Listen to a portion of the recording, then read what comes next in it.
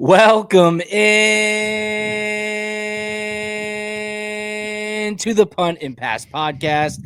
I'm your host, Drew Butler, joined alongside my co-host, Jake Fromm. Be sure to follow us on social media. We are at Punt and Pass on X and Instagram. I'm at Drew Butler. He's at Fromm Jake. puntandpass.com, the number one destination for all things college football. Well, it's a bittersweet episode of Punt and Pass. That's right. It's the last Punt and Pass of the college football season. That's correct, Jake. And of the Detroit Lions season. Sorry to throw that on you right at the onset, but the national championship is over. Your college football playoff national champion, the first ever national champion in the 12-team college football playoff era, is the Ohio State Buckeyes. They took care of business in Mercedes-Benz Stadium in Atlanta, Georgia. They beat Notre Dame 34-23 to hoist the trophy, get some ultimate redemption for Ryan Day and really that whole team after their debacle against Michigan in the big game at the end of the regular season. So Ohio State, man, they got hot at the right time. They went on a tear through the college football playoff, knocked off some big-time teams, and now they are the champions, the second straight national champion from the Big Ten. We will discuss that. A lot to get into, but Jake, man, tough one on Saturday night. The Lions season is over. Jaden Daniels and those Washington Commanders. Just really a crazy game there, man. Yeah, man, crazy good game. I mean, just telling, family and friends, I mean, really just shock, really. I mean, nobody really expected that to happen. Feeling so confident and, where we were at, one seed. And so I don't know, man, it's a tough loss, sad day all the way around. Sad for us and the Lions, sad day for college football being over. But hey, man, we're here. We're on the podcast. There's a lot to be thankful for. There is. And so, man, I'm ready to rock and roll, and I hope you are too. I am, for sure. A great season nonetheless, a fun season for sure. Things change in the playoffs. And obviously, you and I talk about it all the time on the podcast. Like, if you lose a turnover battle, it's going to be tough no matter who you play. And the Commanders are playing great ball. They took advantage of those turnovers. And your offensive coordinator, Ben Johnson, he just got named the head coach of the Chicago Bears. It sounds like Aaron Glenn, the defensive coordinator of the Lions, will soon be named a head coach elsewhere as well. So a lot of good things happened in Detroit and are happening. So we'll certainly continue to keep tabs on that, and we'll be a fan of the Lions so long as Jake Fromm's there. That's for sure. Hey, this episode of Punt and Pass is presented to you by our awesome partners, Prize Picks and Solomon Brothers Jewelers. Download the Prize Picks app. Use the promo code PUNT. When you play your first $5 entry, you get $50 instantly into your account, win or lose. Still so many sports going on. I'm watching TGL right now.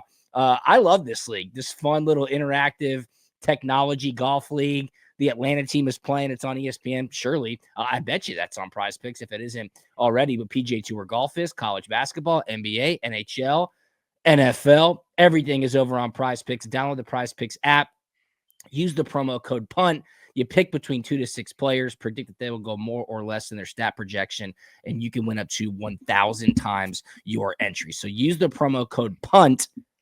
Shout out Prize Picks. Follow them on social media at Prize Picks. And major shout out to Solomon Brothers Jewelers. You know them. You know them because you've been there. You've appreciated them, and they have made your relationship, your marriage, a much better one. They have for me. That's a fact. Go visit them. 3 amazing locations. One's in Buckhead, 17th floor Tower Place. The other's in Alpharetta, just past the Avalon.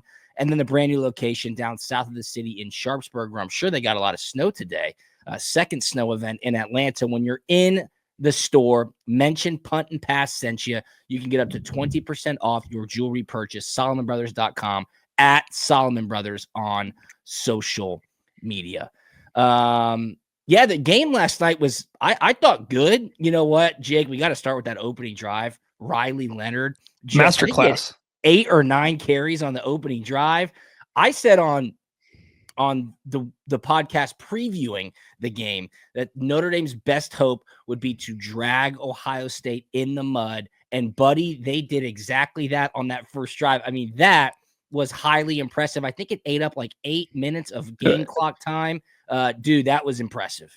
No, you're exactly right. I mean, I think Ohio State got the ball in the first quarter with like 5 and change left. So, I mean, absolute masterclass, executed to perfection. love seeing it out the gate, came out swinging. The first 15 had all the answers. They were doing everything right. And then Ohio State gets the ball, they score, and it just became an Ohio State game kind of after that. But man, if you were a Notre Dame fan and you saw that first drive, you're like, hey guys, hold on. Yeah. We got a chance. We're going to win this thing. But man, Ohio State just so talented. And so really just battle tested, really. I mean, they weathered that storm like it was no big deal, and came out firing on all cylinders. Cannot talk about Will Howard enough. Yeah. That first half, immaculate. 14 of 15, and the ball that was incomplete was a perfect throw. I mean, it was a bang-bang play, a 50-50 ball, but I mean, absolute perfection from him. I really think the key to success for Ohio State here and the players of the game, so to speak, were Ohio State's offensive line. I mean, Will Howard had plenty of time. He was able to see the field, extend plays when he needed to, and they were running the ball really kind of at will. Quinshon Judkins broke off multiple long ones. I mean, they were really winning the line of scrimmage. But Notre Dame, man, they kept fighting and they found their way kind of in the game a little bit late. But Ohio State's just too much, man. If you turned it off kind of early third quarter, you're like, Ohio State wins, 31-7. Right. You're like, this is over. How's Notre Dame going to come back? Yeah, but if you hung on kind of at that turning point when Egbuka fumbled, I know, and Notre Dame went down, you're like, oh, we got a chance. But yeah, I thought it was a better game than really I expected to watch. No question. I totally agree, especially when it was 31-7. You're like, uh-oh. I mean, this is what everybody was afraid was going to happen. Yep. And it seemed like if Notre Dame got down, that they did not have the offense. They certainly hadn't showed it over the last 3 weeks in the past game to come back and then stop Ohio State. But they did exactly that, and it was all spurned by that fumble recovery. It was a great play to punch that ball out. Egbuka, great hustle play. Egbuka's knee was just off the ground when the ball got loose. And then, of course, Notre Dame recovered it. And then Notre Dame goes down and scores. You're like, okay, we'll see what happens. They get the 2-point conversion, and they keep fighting their way back. They made a head-scratching decision that I do want to ask you about in just a second, but I need to go back to that first drive, okay? 75 yards, 18 plays, 9 minutes and 45 seconds to start the game. 4th and 1 converted. Another 4th and 1 converted. 3rd downs converted. And Riley Leonard, of course, punches it in for a 1-yard touchdown run. Ohio State quickly answers. 11 plays, 75 yards. It took them just over 6 minutes, and you were like, uh-oh. I mean, if they had any chance, Notre Dame, you had to get a stop early. You and I talked about that. Ohio State, in their first 9 drives of the college football playoff, so the first 3 drives of the first 3 games, they had scored 6 touchdowns. I said, you just got to stop them. Do not let them get a touchdown on the first drive. And, of course, that is exactly what they ended up doing. And you know what? The touchdown play that they scored on first to Jeremiah Smith was a masterclass from offensive coordinator Chip Kelly. I thought it was a great play call. Herb Street and Fowler giving him a ton of credit for the creativeness when it was called during the game on Monday night. Well, I woke up this morning, it's Tuesday morning, I see our old buddy Todd McShay. I think he's doing a podcast for The Ringer now. And Todd McShay goes into his bag and he said, wait a second, I recognize that play from somewhere. Spencer, roll this clip. If you're watching on YouTube, it's awesome to see. You'll get a gist of it if you're listening on your headphones. But this was a great pickup from Todd McShay. This is the play they ran tonight. This is Jeremiah Smith. A superstar wide receiver runs a fake orbit to the right side, right, coming back to the left, and then they dump it up. Chip's an absolute lunatic. The last time Ohio State was in a national championship, they absolutely got embarrassed, 52-24. In that game, the Heisman Trophy winner, he had won it just a week earlier, Devontae Smith. Now watch Devontae Smith on the left side. Same freaking play. I was watching it. I'm like, this is unbelievable. Devontae Smith, same thing. You can't unsee, you can't forget the play once you've seen it. So he's such a lunatic. He's going back and studying and just marking it down. Do you know how long Chip Kelly's been sitting on that, where he saw it probably at 2 a.m.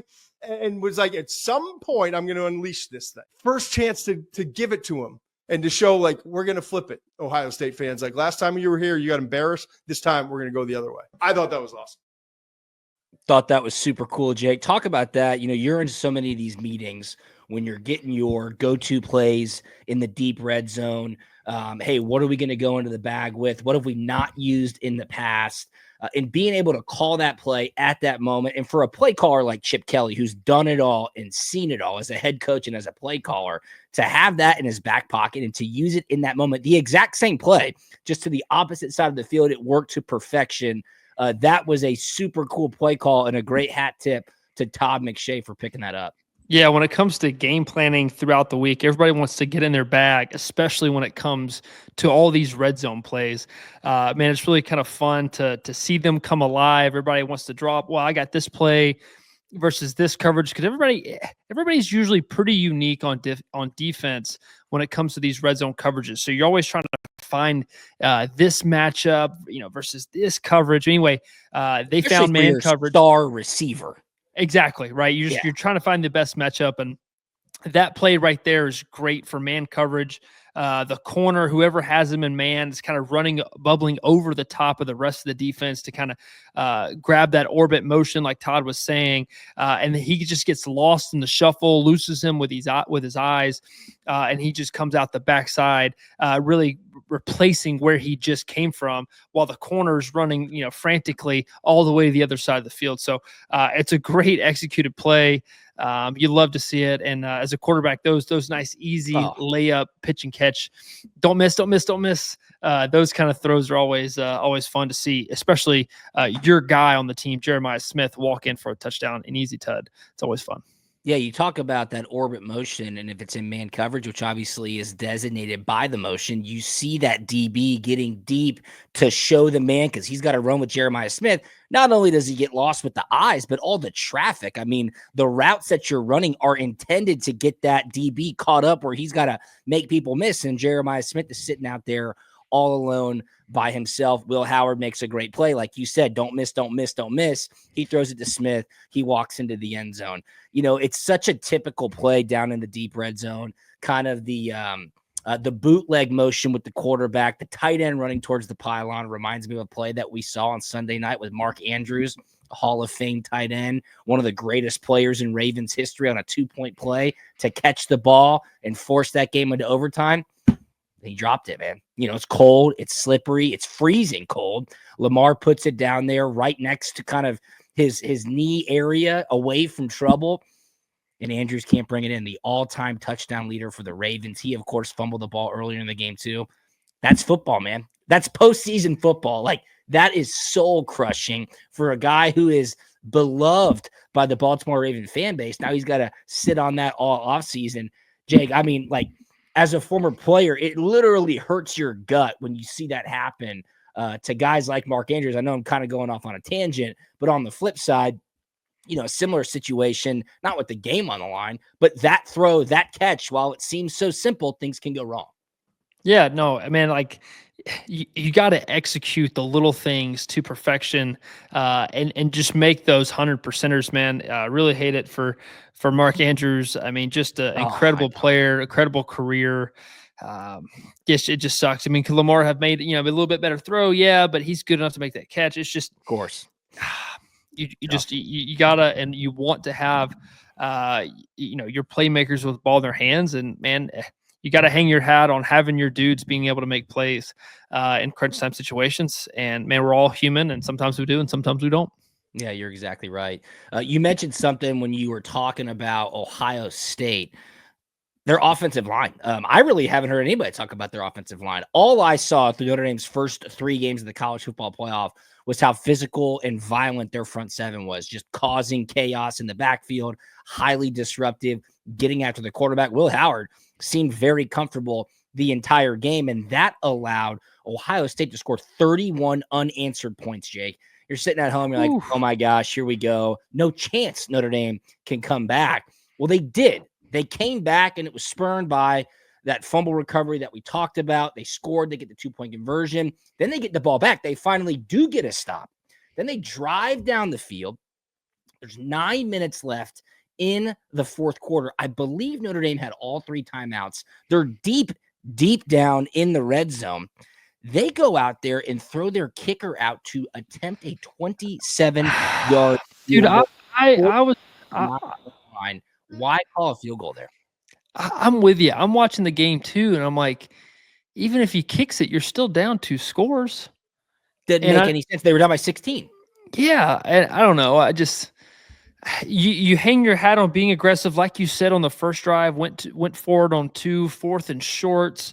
I was about to go into a tangent, about how the Lions are changing the philosophy and the evolution of football and being aggressive and going for it all the time. And I'm sitting here thinking, I mean, that's Notre Dame's DNA as well. Right. And they've established that during the game, converting high percentage on 3rd down and 4th down. Yeah, and then I don't know. I mean, it was a longer 4th down situation. Was it 4th and goal? I can't. 4th and goal from the 9. Yeah. I mean, so if you're looking percentage wise, I mean, those percentages are not very good, but give yourself a chance. They're in backed up territory, and the odds are you're probably getting better field position than you would otherwise. So at least give yourself a chance. 3 timeouts. Right, and like you said, 3 timeouts. So I don't know. I don't know what's going through his head. I just know if you're gonna be aggressive on the front end, man, let's die by the sword there late in the game. Give our playmakers a chance to make a play. I mean, Riley Leonard can use his legs, extend the play. Hey, but it's 4th down. Like, do whatever you have to. Yeah, it doesn't matter. Game. Right. Like, leave it all out there. So I'm with you. I'm glad you caught that because I was sitting on my couch watching the same thing. I'm like, wow. I'm over here, doing some math in my head. It does you no good. You're still down by 2 scores. And not to mention, he pulls the field goal, clanks it off the upright, 27-yarder. So a pretty severe angle on the right hash. And he kind of overcompensates, yanks it left, bashes it off the left upright. No good. Momentum firmly back into Ohio State's hands. But you're consistent in your thinking because I pressed you on this when Georgia lost to Notre Dame in the Sugar Bowl. Why on earth would Kirby Smart and Coach Mike Bobo put Gunnar Stockton in a naked drop, 5-step drop with 30 seconds left in the first half? And you said clearly, they said, we're going to be aggressive. We're going to go out there. We trust our quarterback. And you were fine with that play call. Obviously, it turned out to be disastrous. People were texting me last night like, how on earth did Georgia get smoked by Notre Dame? Blah, blah, blah. And all I would text them back is 17 points in 54 seconds. That's 17 points in 54 seconds. Like, think about how catastrophic of a sequence of events that was for Georgia. They gave up 17 points in 54 seconds, and that game against Notre Dame was out the window. They're out of the college football playoff. But in that moment, dude, it's 4th goal, 9-yard line. You've got the momentum. Give yourself a chance. Then at least if you don't get it, the defense is ready to go on the field and ready to go, light some fires and say, hey, we're going to stay in this game. But you got to give Notre Dame credit again because they forced a punt. 5 plays, took 3 minutes off the clock. Ohio State was only able to get 19 yards. They punted back to Notre Dame to the 20-yard line. Well, 6 plays later, 80 yards and another touchdown, a 30-yard touchdown pass from Riley Leonard to Jaden Greathouse. They get the 2-point conversion again. Now they're down 8 points with, I believe, 3.5 minutes left in the game. 4 minutes left in the game. So you're sitting there going, we got a football game. Hold up. Wait a minute. We have a football game. And if you were a wagering man, that line closed at Ohio State is a 9-point favorite. So you're inside the number as well. It looks like Notre Dame's got a chance. Notre Dame's going to cover. You're like, wow, we got some action here. Ohio State gets the ball back, 9-play drive, 61 yards, and they kick a field goal to then go up 11 points. And that was the dagger shot. Yes. So this is what I'm getting to.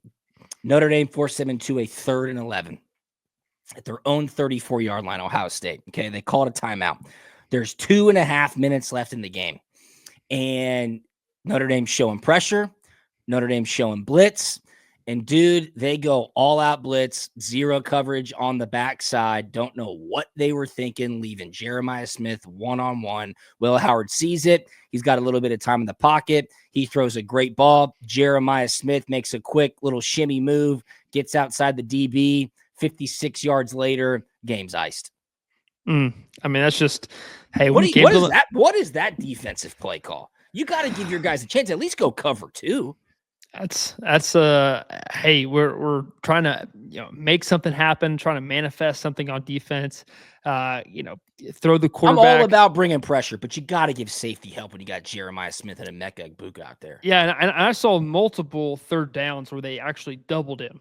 They did. They tried to do what they could, but in certain situations, man, they want to dial it up and try to catch him off guard, and something they hadn't necessarily seen on a third and long situation. Yeah, national championship game on the line, and trying to will a turnover to get a chance for their offense to have the ball back. And hey, credit to the offensive line. They withheld the pressure. Like, if one guy sneaks through, Will Howard's got to get rid of the ball. Ohio State's punting it back to Notre Dame. So again, credit to Ohio State's offensive line for standing in there, giving Will Howard enough time. Jeremiah Smith is that good. He made a nice move on that DB, a great throw, 56 yards, and it was done. After that, they ran a couple more plays, kicked that field goal to go up 9 points. I was kind of surprised they kicked the field goal. There was 26 seconds left. Obviously, it puts the game out of reach if they do make it.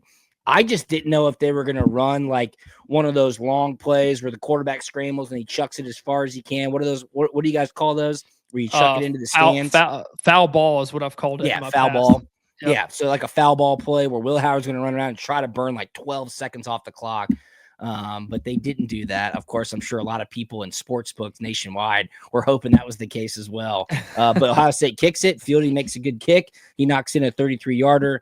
That would be the final score of the game, 34-23, Ohio State wins. So talk about, and congratulations to Ohio State, right? Like, it seemed dark in Columbus, Ohio, when they got pushed around and smacked by Michigan, lowly Michigan in the big game, when Ohio State had everything out in front of them, kind of to avenge 3 years of losses in a row to Michigan, the defending national champions. That didn't happen. People want Ryan Day out. They, of course, were going to get into the college football playoff, and they made up for it. They made up for it big time. They smoked Tennessee. They blast Oregon. They take care of Texas, and then they beat Notre Dame for a national championship. So back-to-back Big Ten national champs, Michigan and Ohio State. Ryan Day seems like he'll be there for the foreseeable future. Chip Kelly, that $20 million roster, they did what they were going to say they were going to do. So, Jake, congrats to Ohio State. Your national champ. Man, credit flowers to those guys. I mean, they did it. I mean, if you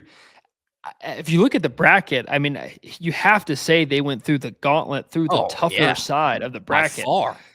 Manhandled Tennessee, manhandled Oregon, took care of business against Texas and Notre Dame as well. I mean, look, for what happened during the regular season and losing to Michigan, I'd say they made up for it and some.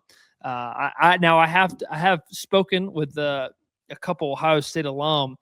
And they, even before they won a national championship, and I would go through the scenario with them of them winning a national championship, like, but are you okay with how the season turned out with them losing to Michigan? So apparently that loss to Michigan is still going to stain in a row, it, dude. Oh yeah, stain it just a little bit, but they took care of business. All the talent, all the money, Ryan Day, Chip Kelly, all the people who came in to get this done. They did it, and they accomplished the mission. It worked. It worked for sure. Did you catch, like, were you flipping around? Did you watch any of the Pat McAfee alternate cast? Did they got like 19 different ways you can watch the game, or were you just locked into the Herb Street and Fowler main feed? Yeah, I was just locked into to Kirk and Fowler, watching it mostly. I had it kind of down low. Little man was sleeping, and honestly, I was packing through the commercials, getting ready to head on home from Detroit. So yeah, but yeah. Let me say one thing about Kirk Herbstreit. This came out today. I like to have fun. I like to poke fun at Kirk Herbstreit with the dog. He got emotional after the game last night in the booth as an Ohio State alumni. His son is on the team. And it came out today. He's had a tough year, man. His dog passed away. We all know that. Losing puppies and dogs is the worst thing ever. It's happened to me. I'm sure it's happened to a majority of our listeners. His wife or ex-wife, I'm not sure. Obviously someone very close to him. She got a breast cancer diagnosis recently. And then I think his younger son had to quit playing football because he had a condition. So Kirk Herbstreit, he's had a tough life or tough year this past year. And it goes to show, and it just reminds everybody, people have so much stuff going on in their personal lives, and they don't air it all out to the public. So Kirk Herbstreit, we're thinking about you. You are one of the best on TV. We all know No that. doubt. It's fun to have fun, and that's just what we do. But we're thinking about you, man, and congrats to him. I mean, it's always great to be a part of a national championship as an alumni. So a great time to be an Ohio State Buckeye for sure. The Buckeye fans and the Notre Dame fans descended on Atlanta, Georgia in ways that I don't necessarily think a lot of people thought they would have. The get-in prices for the game on Monday night, Jake, were astronomical. I went down there on Sunday or Saturday. I went down there on Saturday, had dinner with some folks, and the scene was pretty lit. Like everybody was down there, saw a bunch of people, saw Damon Evans, former Georgia athletic director, got to talk to him, saw Steve Hatchell, the president of the National Football Foundation and CEO, saw him, saw my buddy Sean McDonough, Greg McElroy, a bunch of people from ESPN. And yes, Ohio State, Notre Dame fans were everywhere. Well, guess what? The ticket prices, usually if you want to buy a ticket on the secondary market, you wait until the last second. It was not a good strategy heading into this game. Check this out. On January 9th, so right after, about a week after the matchup was set, get-in prices were around $1,600 if you wanted to go to the game. Well, on January 20th, yes, Monday afternoon, if you wanted to walk in to Mercedes-Benz Stadium, Jake, the get-in average ticket price was $4,714. Spencer pulled up a great graphic if you're watching on YouTube. I don't know what happened. I guess there was a shortage of ticket or people weren't selling theirs on the secondary market, but this price ballooned on the last day. It over doubled. It over 3x on the last day for one of, if not the most expensive national championship ticket in history. Can you believe this? $4,714 was the average get-in ticket price. These are two huge national fan bases. Obviously, the alumni, the dignitaries, they've got some deep pockets, but I could not believe this when I saw it. Almost $5,000 to get into the game. I was happy at home next to the fireplace watching this one. Yeah, I mean, you got to kind of put it in perspective. Usually, people go in at least pairs, right? So we're looking at $5,000 a ticket, for food, everything that happened that day, plus travel, plus oh my goodness, a hotel. I mean, we're talking, I don't know, 12, 13, 14 grand for this trip. So, man, that's that's some diehard fans right there for sure. And hey, there's, as you can see with the price per ticket, and as you can see with NIL, there's plenty of money in college football and plenty of money to be spent, and people are willing to spend to watch this great and amazing product that we all love. No doubt about it. Hey, if you've got money to spend, head on over to Solomon Brothers Jewelers. Yeah, it's the best time to do it, especially if you need to get an engagement ring or a nice piece of jewelry or a diamond accessory for your significant other. Head on over to Solomon Brothers Jewelers. They got 3 awesome locations for you to choose from: Atlanta, Alpharetta, and Sharpsburg. When you go in store, mention Punt and Pass sent you. You can get up to 20% off your jewelry purchase. The in-store experience is unmatched. Their staff is the friendliest, most professional. They will take care of you for whatever budget you have. Solomon Brothers has something for you, I promise you. Again, if you're in store at any of those 3 locations, tell them that Punt and Pass sent you. You can get up to 20% off your jewelry purchase. Solomon Brothers is the best. Check them out on social media at Solomon Brothers. And if you got a little disposable and you want to have some fun, get on over to Prize Picks. Yeah, download the Prize Picks app. Use the promo code PUNT. When you play your first $5 entry, you get $50 instantly to your account, win or lose. Prize Picks is the best. Check them out on social media at Prize Picks, prizepicks.com. prizePicks.com. Every sport that's going on right now, they have it for you available on PrizePicks. You just pick 2 to 6 players, predict that they will go more or less in their stat projections, and watch the winnings roll in. Massive shout out to our presenting sponsors, Solomon Brothers and PrizePicks. Did you have any, like, I know you were super busy. You're packing, you're trying to get back home to Georgia. This Monday night in particular was an interesting one. You know, the NFL playoffs are hot and heavy. It was divisional round weekend. So you had football on Saturday and on Sunday. Then you wake up Monday. It's Martin Luther King Day. So it's a bank holiday, no school if you got young kids. Oh, yeah. Then it's Inauguration Day. That's right. So if you're trying to watch TV, every national news channel was just wall-to-wall coverage of what was happening in Washington, D.C. And then when you're like cooking dinner and getting ready for nighttime, you're like, oh, yeah, the national championship game is on. Oh, yeah. Wait. Yeah. Do we need to think about moving the national championship game off of Monday nights? Is there a Saturday night that it could be? Should you put it on Friday night? Like, college football is so big now. It's such a big business. Do we need to keep it on Monday nights, Jake? Yeah, I'm really glad you brought this up. It just seems to be a hot topic on the Twitter feed right now. And I would even kind of add on top of this, I think college football is for Saturdays and for New Year's Day. That's just me personally. And I would love to see this national championship game moved up. I feel like you're competing with the NFL playoffs too much. I'd love to have it moved up kind of earlier in January, maybe the week after New Year's Day. Or, I mean, if we could knock out the national championship day on New Year's Day, I think that'd be fantastic.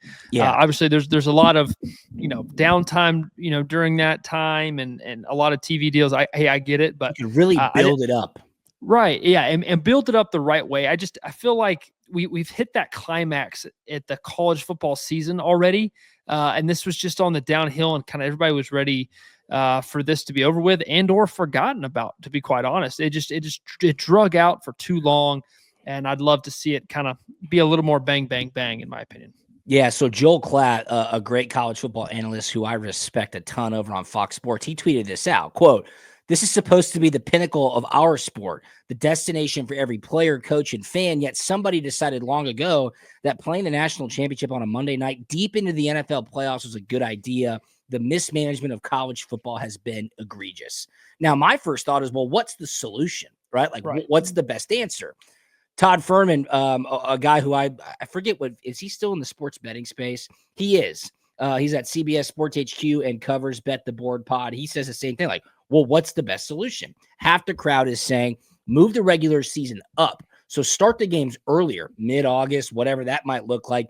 And then you could create that January 1st national championship game and you would get monster ratings. And how would you do that? Well, that 2.5, 3 week lull between conference championship and the start of the college football playoff. You can make up some time there, maybe have that first round the week after the conference championship games and keep it moving and try to get to that January 1st date. So maybe a week or 2 weeks earlier than the Labor Day weekend start that we're used to, and then push through right after the conference championship weekend. But then I saw another one that could be even more interesting because college football certainly doesn't look like they're interested in moving the schedule up. Maybe you move it back a little bit. And I don't even know who this guy is, JB from the USA on Twitter. He says the national championship game should be on a Sunday the week before the Super Bowl. Okay. So you'd have championship weekend. Of course, that's this weekend, January 26th. Then you have that dead week where the Pro Bowl's that Sunday. The Pro Bowl is like a, field day now. Put the national championship game on that Sunday, and then it leads you into Super Bowl week. Any thoughts there?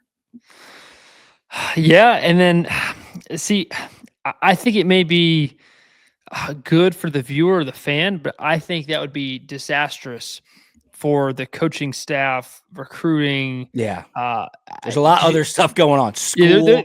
Forget these kids are in school still. Right. Yeah. You kind of forget they're in school too. And they got a lot going on as well. I mean, you start getting that. Then we're in the next semester. Some people are trying to transfer out.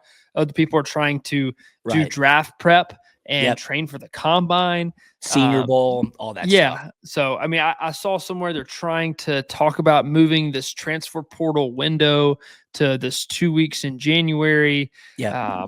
So I like the earlier and let's maybe a week earlier, and then just push through conference championship week and just get it going right after that. I'm down for that. The only thing there kind of becomes the high school recruiting and early enrolling. Then you just kind of maybe get lost in the shuffle and you get lost behind there. You forget about finals. So there's a lot to think about. I think there is no perfect and easy solution. But I would like to see maybe the fans have a say in how this is all orchestrated. Maybe not. I doubt it. But man, let's get a good opinion piece going, and let's see if we can make something happen. Yeah, let us know. If you have an idea, hit us up on social media at Punt and Pass, at Drew Butler, at Fromm Jake. It seems like the easiest one, and this is a tweet that I see. It says, start sooner and keep it moving. Round 1 the weekend after the conference championships, quarterfinals on campus the weekend before Christmas, semifinals on New Year's Day, and then the championship game the week after that. So you're kind of going back to what it has been. Remember, this year it was way, way later. January 20th, no team ended up playing 17 games because both of these teams didn't play in a conference championship. But 16 games, Jake, that is a long, long college football season. Just food for thought. Food for thought. Another food for thought. This is the last thing we'll touch on. Could Ohio State's national championship this year be shrouded in fraudulence? It makes you think. I saw this Venn diagram. Spencer, go ahead and pull it up. And I thought to myself, wow, this is a damning case to Buckeye fans nationwide. I don't know who tweeted this, but they say this is by far the most fraudulent national champion of the college football playoff era. Why is that? Well, it's because Ohio State in the college football playoff era is the only team to have won the national championship that, 1, did not win their conference championship, 2, lost to their rival, and 3, lost to an unranked opponent during their national championship campaign. Now, some teams have won a national championship without winning their conference championship. Georgia did it in 2021. Alabama's done it in the past. Some teams have lost to their rival and then gone on to win a national championship, like Alabama did in 2017 when they lost to Auburn, but they still went to the national championship game and won. And then some teams have won a national championship, but they've lost to an unranked opponent. Ohio State did it back in 2014, the first ever college football playoff, and Clemson did it in 2016. But Ohio State, the first ever, Jake, team in the college football playoff era to not win their conference championship, to not beat their rival, and to lose to an unranked opponent sitting alone in the middle of that Venn diagram. I don't know, man. This is an asterisk of all asterisks that will be next to their college football playoff national championship from 2024. A few teams ran the table. They didn't lose to anybody, and they won their conference championship. Clemson, Bama twice, LSU, Georgia in 2022, and Michigan last year. So, Buckeye fans, what are your thoughts here? Wow, a lot of talking points here, Jake Fromm. Yeah, and probably one that you wouldn't really expect, but I have an issue with this Venn diagram because I'm looking at the Alabama circle loss to rival 2017. Yes. Well, not only did they lose to the rival, but they should win their be conference championship game. They didn't win the conference championship. They need to move that into the other one. Right, and so then kind of the argument. It's a less of an argument now for this 2024 Ohio State team and kind of where they are here in the intersection of all three of these circles. So correct. I don't know who made this, man. If they could, I think that might be doctoring it a little bit to help their argument, which, I'm no stranger of doing. So let's just keep it as is for the sake of the conversation that we're having right now. Yeah, I just have to call it how I see it, and that's a good way to put it. I'm like, wait a minute, 2017, I know that year. Wait a minute, I won a conference championship there. So anyway, but is it fraudulent? I don't know. I know you definitely cannot call them the greatest college football team of all time. Correct. That is forbidden. We shall not do that. Will not do that, and I hope Ohio State's not doing that. And even their own fan base could do that because they know deep down inside, not only did they lose to an unranked opponent they lost to their arch nemesis and arch rival in Michigan. So Yes. I don't know who would be claiming this, because if they're a real Ohio State fan, losing to Michigan means a ton. And A ton. I don't know why they would claim something like that. It's so funny because Ben Hartsock, good buddy of mine, Sirius XM College Sports Radio. I think he does some ESPN radio stuff too. I was listening to him today. I was driving around. And what do you think he was talking about? This is an Ohio State alum who won a national championship on that 2001 team that beat Miami. He was talking about the Michigan game. I mean, like, this is a deep-rooted issue that this fan base will have to, combat when they're talking about this team, because that rivalry is top 3 in all of college sports. They will have to justify this 2024 national championship immediately with Michigan alumni saying, well, you didn't beat us. So it just puts that little bit of doubt onto it. And of course, we're just having fun, people. It just puts a little bit of doubt onto them saying, hey, we won a national championship. And it goes back, and we'll just put a little Georgia spin here, to that 2021 team. When Tennessee beat Alabama for the first time in forever in Neyland, game-winning field goal, you beat Nick Saban. They have this huge celebration. Yeah, that's all great. But Alabama is probably going to make it to the SEC championship game. And of course, I think they did that year, or I think that's when LSU made it that year and Georgia won the SEC championship game. The greatest thing about Georgia's first national championship in a while in 2021 is that they lost to Bama in the SEC championship, and then they got to play them again in the national championship game and beat them to truly slay the dragon, beat Nick Saban, beat Alabama, and win a national championship all at once. The greatest victory in the history of Georgia football. There's no doubt about that. But we have fun. College football is fun. And now, Jake, the season's over. So a bit bittersweet. What are your plans? It's the off season. What are you doing? Are we hunting? Are we getting off the diet a little bit? Are we going to have a couple of cocktails at night? Like, let's put it this way. What do you have to do tomorrow? I want to know what Jake Fromm does tomorrow. Well, I mean, the only thing on my to-do list tomorrow is to wake up, drive the hour and a half I have to my home, and unpack the truck. And, man, we're going to sit down, we're going to relax, and just take a deep breath and just enjoy being home. So I kind of told myself, yet? Where are you at?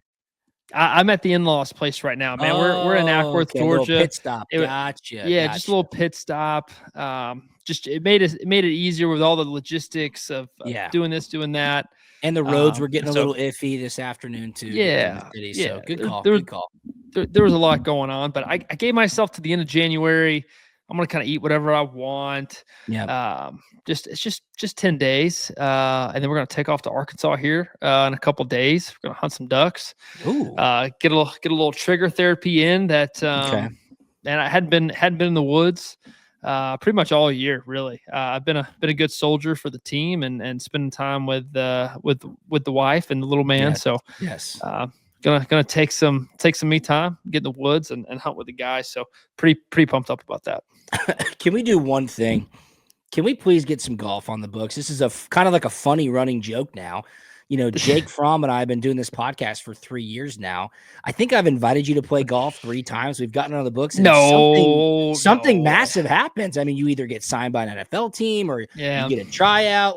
So just let me know when it's okay for me to try to get something on the books, and we'll make it happen. Because if you want like a low key 10 days, then I'm not allowed to put something on the schedule for you in the next 10 days. Is that fair to say? Hey, before we do this, all right, you just got to give me time to kind of get all the swing stuff back. I got to get my putter hot. That's fair. For the listeners out there, Drew was kind of, he was talking about his golf game. He showed me his handicap, and let me tell you, I am scared. I am nervous. I'm a decent golfer. I'm a high single digit guy. Man, Drew showed me his number, buddy. I'm scared. I'm nervous. I mean, Drew, are you willing to tell the listeners what your handicap is? We can look it up right now. You know, I haven't been playing that much. I really haven't, and that's what the handicap system is for, Jake. It's to you know who you sound like right now. Who? You sound like President Donald J. Trump. I haven't been playing that much. Oh no, not that really. I haven't. Right now, my handicap is a plus 0.5. So. Right, I'm waiting on you. That's some good golf right there, man. That's some very, very respectable golf. Well, there's snow on the ground right now, so I can't get out there. And, you know, I just like to chip and putt. Just chip and putt. Keep it tight. That's what we got to do. That's what we got to do. And then producer Spence, you know, talking to us here in the chat, he says he sees a framed Fromm jersey in the back. Spence, that's actually, I got to shout my wife out here. That is actually my wife's jersey in the back. She played volleyball at Georgia. So yeah, man, she's a lot bigger deal in this house that I'm in right now than I am. So got to shout her out a little bit. Most women are definitely bigger than the men that they prop up daily. I know that's right. That's the same for my wife as well. Well, hey, this puts a bow on Punt and Pass for the 2024 season. Jake and I are going through some ideas of how we're going to keep this going throughout the offseason. Maybe bring out some guests, maybe do some cool interviews, get to know some people who maybe you want us to have on the podcast and continue to have some fun weekly here. Won't be twice a week, but we'll certainly figure that out and keep this going as we can with our schedules. But man, it's been a lot of fun. Certainly tons of storylines all through the season. We had a blast with our new producer, Spencer Ray from Odyssey. He was awesome. Check out our YouTube page for sure. He's been a massive help. Huge. But Fromm, buddy, it's been a blast, my man. Dude, it's been fun. I hate to see it come to an end. But all good things, and they do at some point. Can't wait till next year. I'm already looking forward to it. So, man, I always have a blast with you, DB. You do a phenomenal job, and just thanks for allowing me to come on here and crash your show. Yes, sir. Well, hey, you're the best. I appreciate you. I appreciate you as well, Spence. I appreciate all of our listeners, and I so appreciate our partners all season long, Solomon Brothers Jewelers and Prize Picks. Go to Solomon Brothers Jewelers. They will take care of you. If you're in store, mention Punt and Pass sent you. You can get up to 20% off your jewelry purchase. Check them out on social media at Solomon Brothers and at SolomonBrothers.com. 3 locations, Atlanta, Alpharetta, and Sharpsburg. Again, their staff is the best. The in-store experience is unmatched. If you have any questions, just holler at me on social media. I will send you in the right direction. And, of course, our great friends over at Prize Picks. Download the Prize Picks app. Use the promo code PUNT. When you play your first $5 entry, you get $50 instantly into your account, win or lose. Tell a family member, tell a friend at Prize Picks on social media, prizepicks.com. Follow us on social media at Punt and Pass, at Drew Butler, at Fromm Jake, puntandpass.com. Mr. Fromm, anything on the way out, my man? Man, I got nothing for you. I think we said it all. See you again next year. All right, man. Let's start thinking about some cool guests we can bring on. I'll keep everybody updated on our social media pages. We'll let you know what we'll be up to. But maybe weekly episodes or one episode every 2 weeks. We'll get some cool guests on here. We'll keep it rolling. We'll talk about everything going on, and we will have some fun. So stay safe out there. Thanks for tuning in to Punt and Pass all season long. Again, massive shout out to our partners, Prize Picks and Solomon Brothers, and we will talk to you very, very soon. See ya. We out.